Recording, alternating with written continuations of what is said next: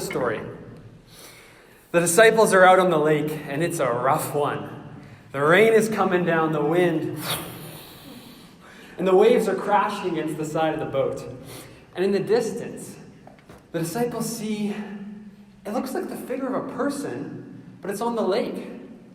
Is it a ghost? It must be a ghost. But that ghostly figure starts to get closer. The disciples tremble. But then they hear, "Don't be afraid. It's me." Jesus? Could it be him? Peter replies, "Lord, if it's you, tell me to come out and walk with you on the water." "Come," Jesus replies. And what happens next? Peter says, "Lord, I know it's you, and I trust that if I step on the boat, out of the boat, by your power, I can walk on water. But I think I'm going to stay in the boat this time. Thank you very much." That's not how it goes, right? Can you imagine if that's how it went? I don't think they would have included that in the Gospels. Our theme for this month is that God is trustworthy. That God is unhurried, timely, and deliberate, never rushed or caught off guard. So last week, we had Dan and Andrea Heavenor with us. And they took us through a lot of the Old Testament and showed us stories again and again of how God reveals himself to his people as trustworthy. However, they also noted that when it comes to trusting God, there's two sides to the coin. On one hand, we do have to ask, is God trustworthy? But even if we answer that question with a yes, there's still another question, and that's, can I trust him? You see, trusting God always involves both sides. Peter walking on the water, which is what he actually did, demonstrates both that he believed that Jesus was trustworthy and that he himself was capable of trusting Jesus by actually stepping out of the boat. Certainly, some of you today might be really struggling with believing that God is trustworthy. And I want to remind you that if you're in that place, you're in good company. Like Dan and Andrea said last week, the Psalms are just full of people expressing doubts, frustrations at God, to God. And God actually wants you to bring all your doubts and uncertainties to him. However, I would also guess that there are even more of you here today who might believe that God is trustworthy, but might struggle and not know if they themselves are capable of trusting him. In other words, you may believe, but also not believe at the same time. The man in the Gospel of Mark who says, "Lord, I believe, help my unbelief," is like so many of us. We find ourselves in this in-between place where we know something is true, yet we fail to live as if it's true. It's like we're in the same position as Peter, standing on the edge of the boat, wanting to believe that Jesus is trustworthy. But unlike Peter, often we don't feel like we're actually able to step out of the boat. Does anyone else resonate with that picture? So what do? I would be remiss if all we did was teach you that God was trustworthy and then acknowledge that trusting him is really hard and then left you there. So today we're going to be working off of last week's sermon by looking at what steps we can take to grow in our trust of God. First, because we want to remain rooted in Scripture, let's remember why we do this.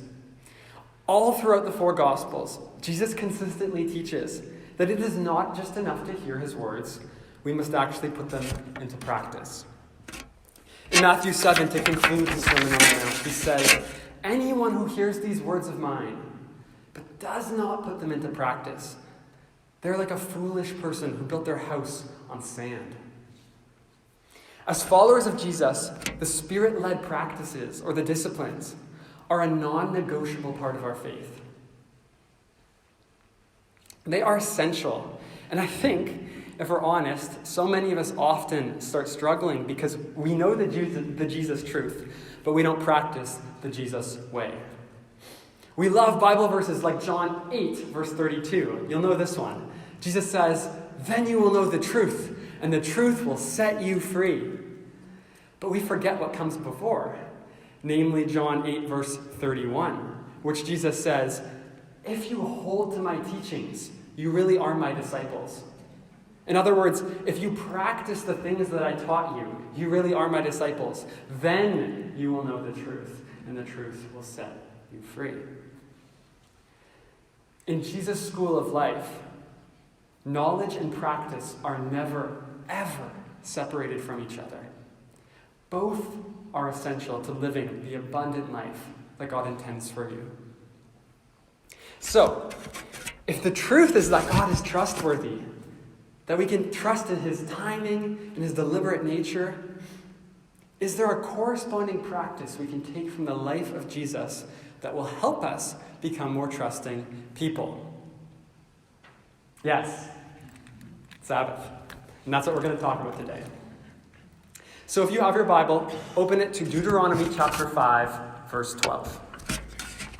Now, the practice of Sabbath can literally be found from the book of Genesis all the way to the book of Revelation. And it's not just an integral part to the people of Israel and their story. It's actually part of God's story for all people, from beginning to end. As you learned in your small groups last week, if you started the Sabbath practice, Sabbath is literally woven into the fabric of creation. It's how we and all of creation were designed to live. So much so that when God gave the 10 Commandments, he put the command to keep Sabbath right on up there, along with other important things like do not murder or do not steal. So let's read what God has to say about the Sabbath in the 10 Commandments in Deuteronomy 5, starting verse 12. Observe the Sabbath day by keeping it holy, as the Lord your God has commanded you. 6 days you shall work or labor and do all your work. But the seventh is a Sabbath to the Lord your God. On it you shall not do any work, neither you, nor your son or daughter, nor your male or female servant, nor your ox, nor your donkey, or any of your animals, nor any foreigner residing in your towns, so that your male and female servants may rest as you do. Remember that you were slaves in Egypt, and that the Lord your God brought you out of there with a mighty hand and an outstretched arm. Therefore, the Lord your God has commanded you to observe the Sabbath day. Now, I want you to notice the reason, the rationale given behind the command. Why keep the Sabbath? Because, quote, remember that you were slaves in Egypt, and that the Lord your God brought you out of there with a mighty hand and an outstretched arm. Therefore, the Lord your God has commanded you to observe the Sabbath day.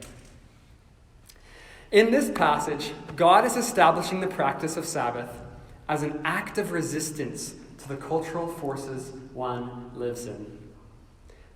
I'll repeat that. God is establishing the practice of Sabbath as an act of resistance to the cultural forces one lives in. Now, I probably need to explain a little more as to how I got to that conclusion. As the passage says, before God brought them out of Egypt, the people of Israel were slaves. Now, you may not know this, but slaves don't take a day off. Ever. Slaves work every single day until they die. Rest is not a part of their vocabulary. And so even if you take the slave out of the empire, it takes much longer to get the empire out of the slave. You see, the people of Israel had been formed by the culture they had lived in. It was a culture of all work and no rest. Here's some passages from Exodus 5 to illustrate this. I think these are almost all from Pharaoh. Why are you taking the people away from their labor? Get back to your work. You are stopping them from working. Make the work harder for the people so that they keep working. Lazy, that's what you are, lazy. That is why you keep saying, let us go and sacrifice to the Lord. Now get to work. You will not be given any straw, yet you must produce your full quota of bricks.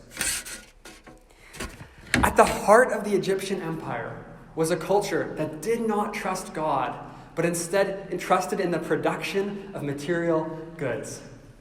Does that sound familiar? So God gave the people of Israel the Sabbath as a practice to resist the culture that they came from and be formed into people who trust God rather than in the work of their own hands for their well-being. Thousands of years later, not much has changed.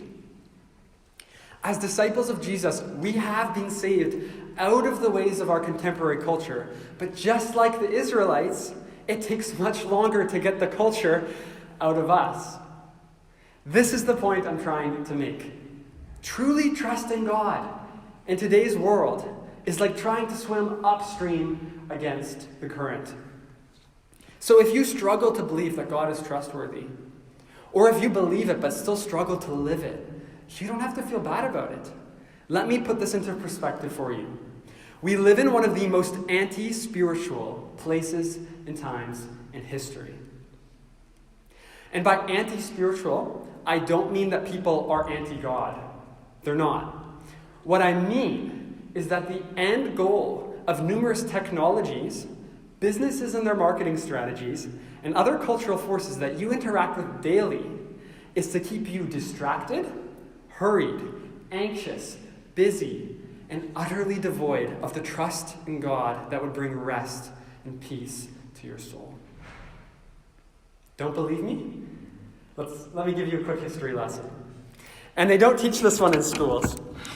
In 1927, nearly 100 years ago, Wall Street banker Paul Mazur famously said in his memoirs, quote, "We must shift America from a needs-based to a desirous culture. People must be trained to desire, to want new things even before the old have been entirely consumed. We must shape a new mentality in America. Man's desires must overshadow his needs." And that's exactly what happened. Over the 20th century, our passions and desires were intentionally inflamed by marketing campaigns which played to our desires for social acceptance, approval, and happiness. We were taught, in essence, that material goods could satisfy our deepest desires. And further, we were trained to feel uncool or out of touch if we didn't have the latest fashionable clothing, newest iPhone, or the nice new car. So fast forward from 1927, 100 years later, we live in an economy that is fundamentally built on people spending money, not on things that they need, but on things that they desire. Now, desire is not a bad thing, just to clarify. The problem, as St. Augustine pointed out 1,600 years ago, is when our desires become disordered. The problem is when we look to, let's say, fashionable clothing, which is a material good, to give us a sense of belonging, which is a deep human need. The problem is when we expect a big house, again, a material good, to give us a sense of safety, which is a deep human need. In short, the culture and economy we live in is built on the lie that we cannot trust God to meet our deepest needs, like belonging, love, safety, meaning, etc. And therefore, we must meet these needs through material goods and services. We must buy them. And it's only gotten worse with the advent of the digital revolution. We now know that social media apps are intentionally designed to capitalize on our tendency to look to the material to satisfy our deepest desires. And they use this to keep us glued to our phones. They provide us with just enough dopamine hits to keep us coming back, all the while exposing us to more ads, further inflaming our desires, leading us to buy more and more things that we don't need. And when the uncomfortable, soul-gnawing, empty feeling starts to surface, as it always does, back to the phone and the dopamine hits to distract us from the too painful reality that this isn't working and that we have been sold a lie. And so the cycle continues. Do you see the fingers of empire at play? Keep them restless. Keep them distracted from God and from trusting in Him to meet their needs, and you will keep them enslaved. You see, the empire of our day knows exactly what the Egyptian empire knew. That if people are given time to rest, they become more content, satisfied, at peace, and their souls actually wake up to the reality of God. And so our empire today, our culture, has a vested interest in keeping you busy, distracted, and restless so that you will be blind to and distrustful of any spiritual solution to your deepest longings. Spiritual writer Ronald Rolheiser puts it this way. Today, a number of historical circumstances are flowing together and conspiring to produce a climate within which it is difficult not just to think about God or to pray, but to simply have any interior depth whatsoever. We are distracting ourselves into spiritual oblivion. It is not that we have anything against God, depth or spirit. We would like these. It is just that we are too habitually preoccupied to have any of these show up on our radar screens. We are more busy than bad, more distracted than non-spiritual, and more interested in the movie theater, the sports stadium, and the shopping mall, and the fantasy life they produce in us than we are in church. Pathological busyness, distraction, and restlessness are major blocks today within our spiritual lives. Did you hear that? Pathological busyness, distraction, and restlessness are major blocks today within our spiritual lives.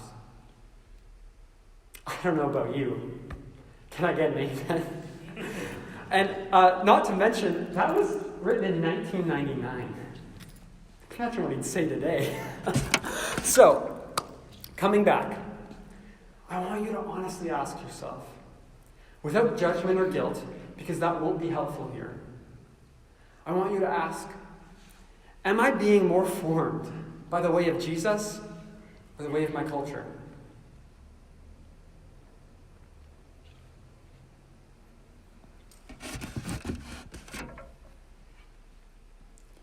The Spirit-led practices are always invitational.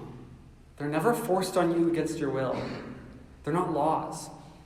And so all that follows today is an invitation to practice Sabbath. If you say yes to that invitation, you can expect some challenges. A lifetime of cultural formation will not be erased in one day. It will take time to slow down. But I want to tell you, after only 3 years of practicing Sabbath fully and intentionally, I can say that God has done a work in my heart. He has slowed me down. He has brought me to trust in Him. And that trust doesn't just happen on the Sabbath. It spreads into the rest of my week. And so, not all the time, but most of the time, I can say that I am living from this deep Sabbath peace that comes from a trust in God. And we are all invited to experience that. So, Sabbath comes from the Hebrew word Shabbat. Shabbat can be translated as to stop, or to cease, or to end. Sabbath, or Shabbat, as a practice then, is the stopping or ceasing of all work for 24 hours once a week. So for once a week, for a whole day, you stop. You stop working, stop hustling, all the to-dos, all the errands. You just stop and rest. Sound simple? Yeah. Sound easy? Like we just discussed, resisting cultural forces of our day that want to keep us distracted and hurried and tired will not be easy. But here's the key. Sabbath isn't just about a day. It's about a person. In Matthew 11, Jesus has this to say to the crowds who came to him. Come to me, all who are weary and heavy burdened, and I will give you rest. Take my yoke upon you and learn from me, for I am gentle and lowly in heart, and you will find rest for your souls. For my yoke is easy, and my burden is light. You see, the Sabbath is not the ends, it's the means to the end. The Sabbath has always been about a person, God. Jesus is saying, come to me and I will give you rest. We don't just practice Sabbath as like a futile but doomed resistance to our culture's trust in possessions and accumulations. No, we practice Sabbath as a way to actively trust a person, God, instead. Sabbath is an invitation to lean into trusting God instead of trusting in the empire and its various offerings for our well-being. God's heart isn't just that we rest, but that we rest in Him. It isn't just that we delight, but that we delight in Him. It isn't just that we worship, but that we worship Him. Sabbath is an invitation to trust that God will meet our every need, including our deepest desires. Unfortunately, I don't know about you, but that was not how I grew up hearing about Sabbath. In fact, if you never grew up with the Sabbath, maybe you became a follower of Jesus much more recently, you're actually much more better off than a lot of us, because for many of us, these old, broken, legalistic understandings of Sabbath have to be deconstructed first before we can reconstruct a beautiful picture of Sabbath the way Jesus intended in its place. To that end, I want to present 3 approaches we can take to practicing Sabbath. And spoiler, the first 2 don't end well. Okay, first approach. Yeah, I'll call this one legalism. Here's how it works. Use excessive commands. Do this, don't do that. And then judge anyone that fails to live up to your standards. Deaden what was meant to be a joy. Turn rhythms into laws. Replace the ends for the means. If you follow this route, you will end up looking a lot like the Pharisees that Jesus condemned. You'll miss the forest for the trees, and Sabbath will be a lot like just a dead day of religious duty. Now, you don't meet a lot of people who practice it in this way today. However, maybe a less rigorous example of the legalistic approach is ritually coming to church every Sunday, because that's just what you do. And then not working, because it's the Lord's Day. That's kind of how I grew up. And now that's not a bad thing to do, but it's a far cry from the intention that God had for you with Sabbath. Now here's the second approach. This one is a lot more common these days. I'll call it the liberal approach. And I mean that in the philosophical sense, not the political sense. Here's how this one works. Remove all commands and turn the Sabbath from God-focused to me-focused. No rhythms, no rules, just whatever feels right in the moment. Replace the ends for the means. If you follow this route, you will end up tired and burnt out, because more often than not, the things you want in the moment aren't actually what your soul needs, and are more often than not the result of the cultural lie that all these material things can satisfy your soul. A good example of this approach is spending the Sabbath just binge watching Netflix all day. Or alternatively, excitingly saying yes to all these cool events and activities, only to realize when your head hits the pillow at 10 p.m. that you are exhausted.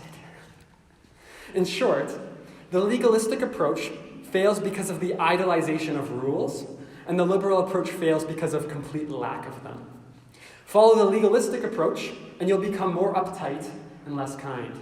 Follow the liberal approach, and you'll just stay tired and distracted, just like the empire of our day wants you to be. And neither of these things is what God has for you. So let's move on to approach 3. And let's call this one the Jesus approach. In Mark chapter 2, verse 27, Jesus has this to say to the Pharisees who were following the legalistic approach to Sabbath. He says, "The Sabbath was made for people, not people for the Sabbath." The Sabbath was made for people, not people for the Sabbath. Let's break that down. The Sabbath was made as a gift to bless people. People were not made as a gift to bless the Sabbath. In other words, people weren't made to be subservient to a ritual of Sabbath. No, Sabbath was made to be subservient to people. It's a gift to give us life.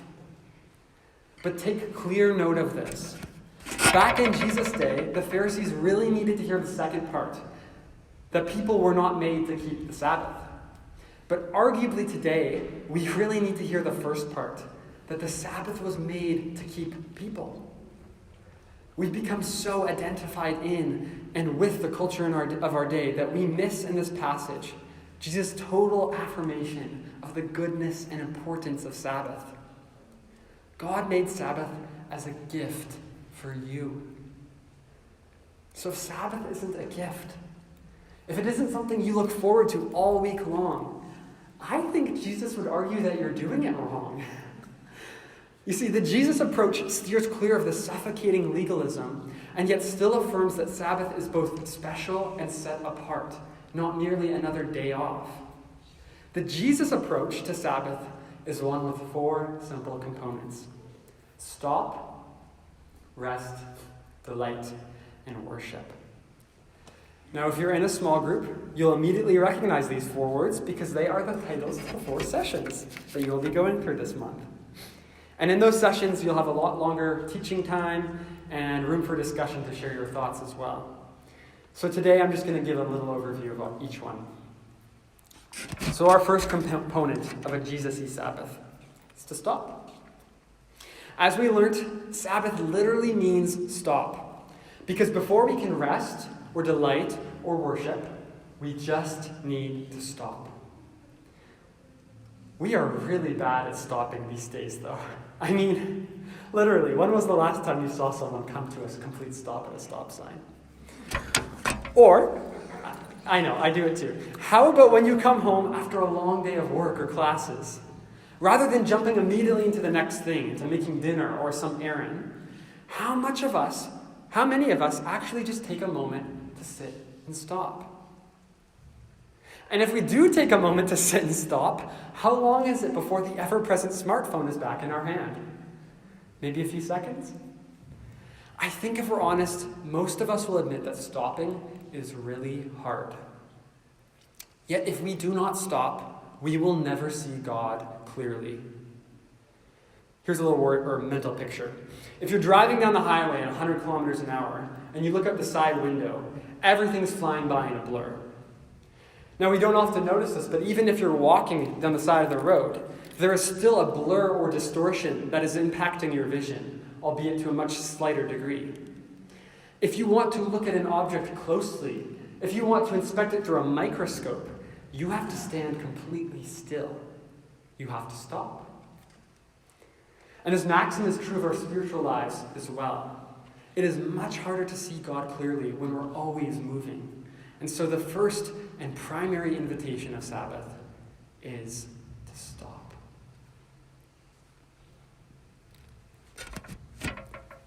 Once we stop, we can move into rest.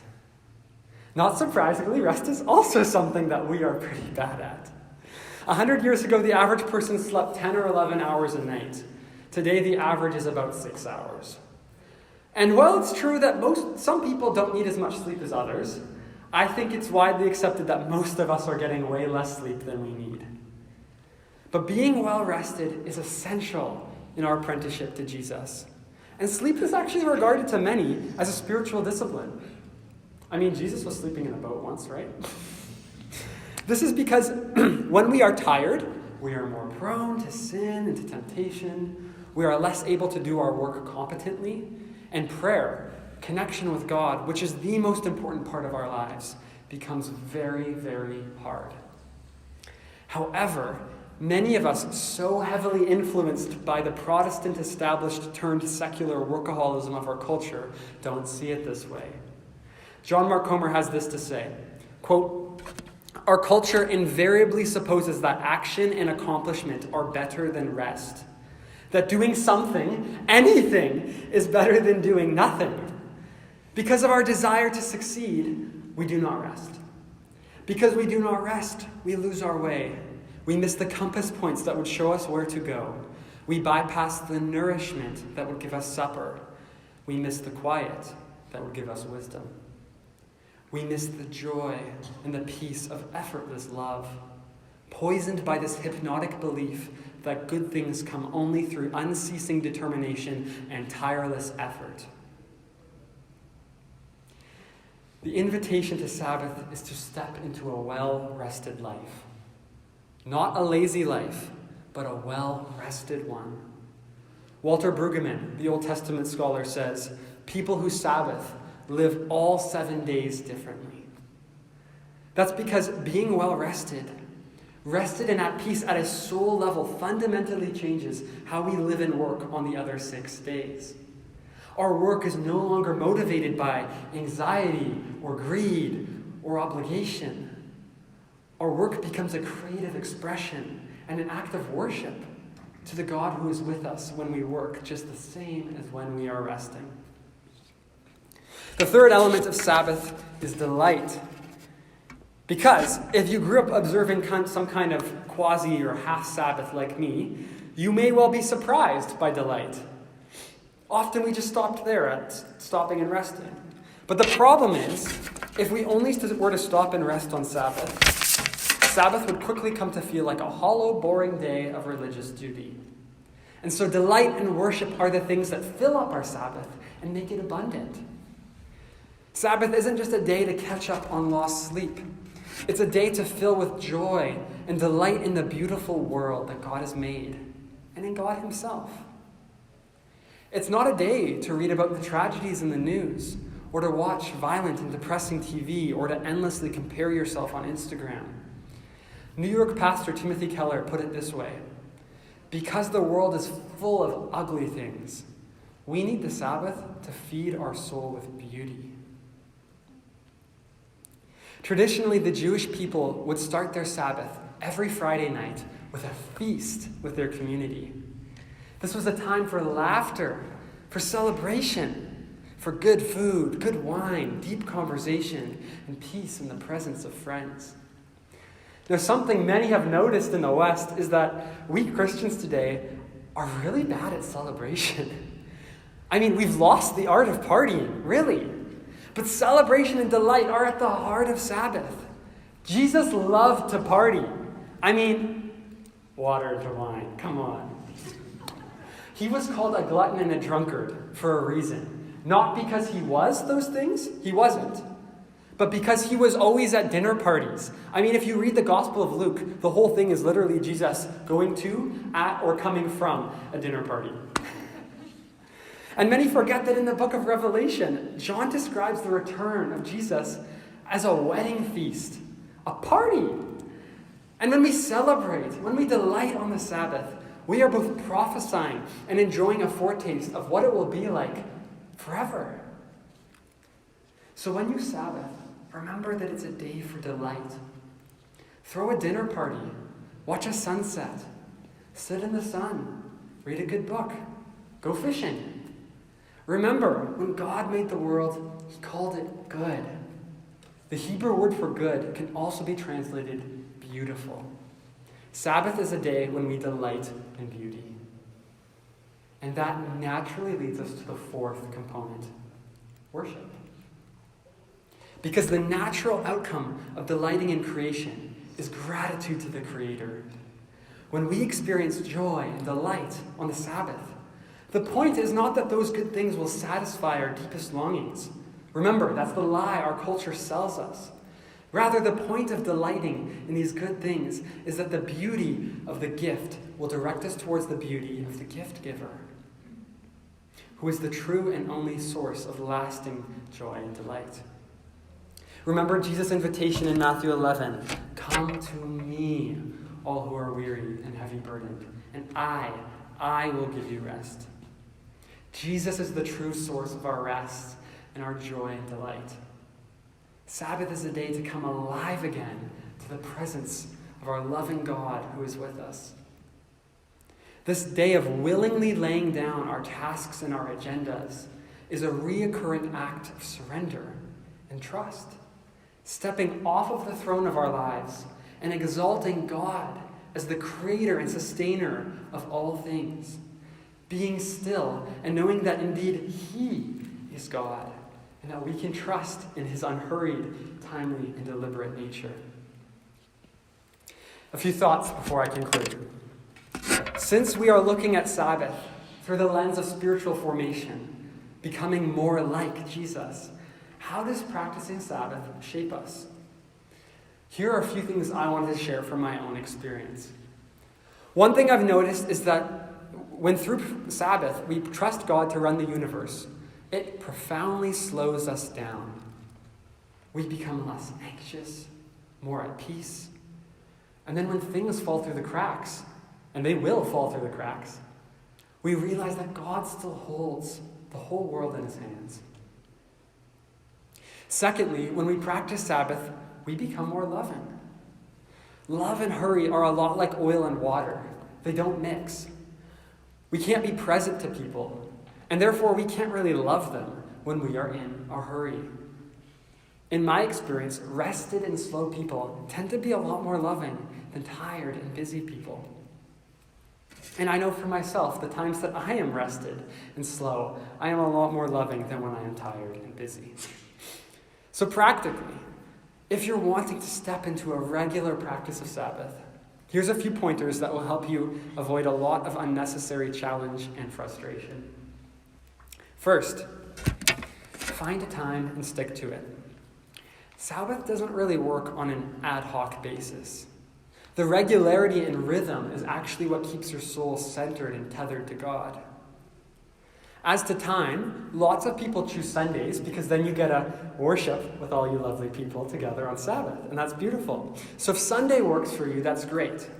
Laura and I practice the traditional Sabbath from Friday night to Saturday night, and we have found that that has worked much better for us. So whatever it is, you find a time and you stick to it. Second, between these cultural forces that I've been harping on probably too much, and the endless requests we receive, it will be really hard to practice Sabbath with your phone turned on. So unless absolutely necessary, we're talking like life and death situation, say no to the phone, and for a day, turn it off. In fact, that's a great place to start if you feel like you can't even step into a full Sabbath yet. It's great to just start by taking a day without your phone. Third, scientific studies on learning have found that when you graph someone learning a new skill, it looks like a J-curve. In other words, you will get worse before you get better. 3 weeks into practicing Sabbath, you might find it so boring or challenging for one reason or another. Don't give up. It will get better if you stick with it. And finally, I want you to remember that the call of apprenticeship to Jesus is not the call to do more, but to do less.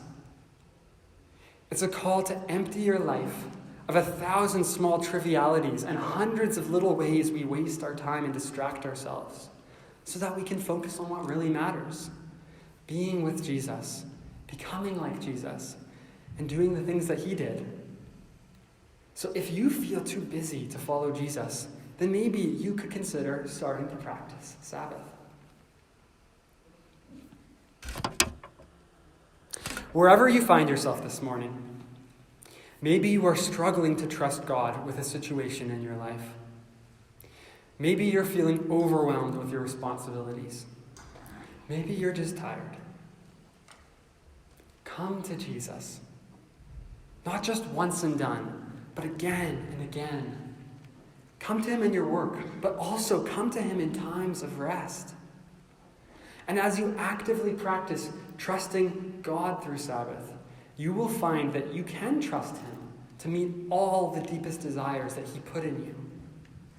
In a world that is going to tell you to put your trust in your own work, in your own accomplishments, in the accumulation of stuff, in your reputation, put your trust in God. In lieu of a prayer today, I'm going to let you sit for a minute or two in silence. Take this time to reflect. And if you sense an invitation into practicing Sabbath, or maybe practicing Sabbath in a new and more intentional way, take this time to accept the invitation before God. And at the end of our time, I will read some truths over you from Scripture.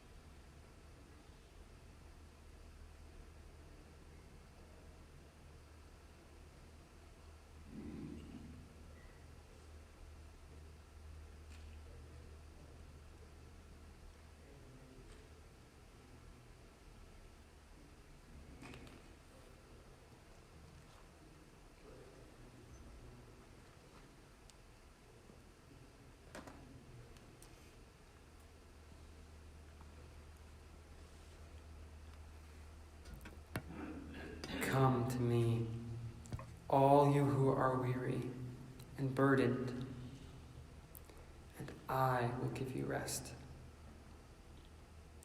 Take my yoke upon you and learn from me, for I am gentle and lowly in heart, and you will find rest for your souls. For my yoke is easy and my burden is light.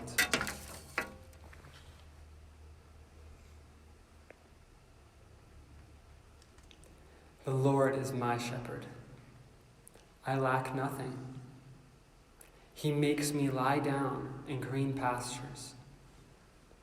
He leads me beside quiet waters. He restores my soul. He guides me along right paths for his name's sake.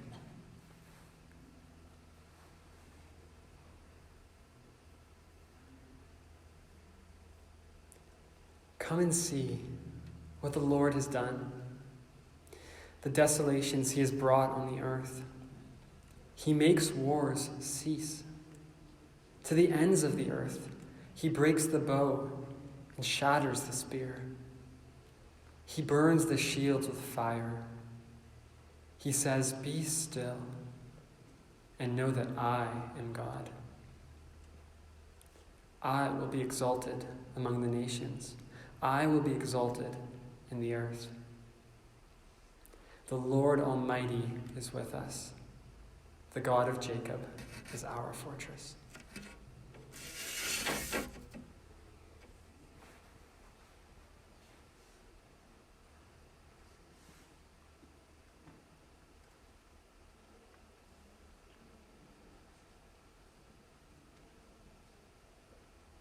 Father, thank you. Thank you for the work you've given us to do. And thank you that you invite us into rest. We know rest is something that doesn't come easy. Trusting in you is something that doesn't come easy. But you've given us a way of taking a first step towards you. Getting out of the boat. Saying, "I trust you, Jesus. I trust you to the point that I am going to step out and walk." So God, stir in us a longing to know you, to trust you, to rest in you. Give us the courage, because it takes courage, to give you a day of our lives as an act of worship, rest, way to delight. And God, because we don't do these things on our own, may we as a church support each other, help each other as we take steps towards you. And so we here commit ourselves to walking with our brothers and sisters as we all journey towards taking steps towards you. So Spirit, if there's one step that each of us can take this morning as we go from here, and plant that into our hearts. One step towards you. We love you, God, and we trust you. Amen.